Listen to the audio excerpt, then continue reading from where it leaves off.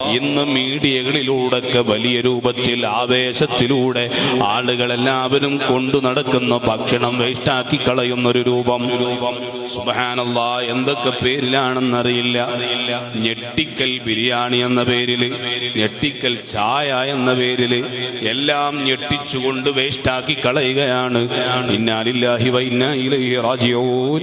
അത് പാഴാക്കുന്നവർ ഞെട്ടേണ്ട ഒരു സമയം വരാനുണ്ട്. ആഖിറത്തിലെത്തിയാൽ നീ ആളുകളെ ഞെട്ടിച്ചുകൊണ്ട് ഒരു അരിമണി പാഴാക്കിയോ, എന്നാൽ ആഖിറത്തിൽ റബ്ബ് നിന്നെ ചോദ്യം ചെയ്യുമ്പോ അവിടെയാണ് യഥാർത്ഥ ഞെട്ടല് കേട്ടോ.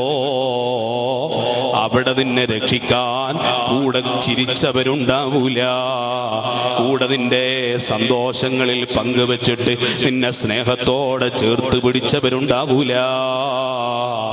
റബ്ബിന്റെ മുന്നിൽ നീ ഞെട്ടേണ്ട ഒരു കാലമുണ്ട്. അതുകൊണ്ട് ഭക്ഷണം പാഴാക്കല്ല, ഭക്ഷണം വെച്ച് കുതിര കളിക്കല്ല. എന്നാൽ ഒരു നേരത്തെ ഭക്ഷണത്തിന് വേണ്ടി വിശപ്പടക്കാൻ കഴിയാതെ പ്രയാസപ്പെടുന്നവർ നമ്മുടെ നാടുകളിലുണ്ട്, പരിസര നാടുകളിലുണ്ട്, രാജ്യത്തിന്റെ വിവിധ ഭാഗങ്ങളിലുണ്ട്.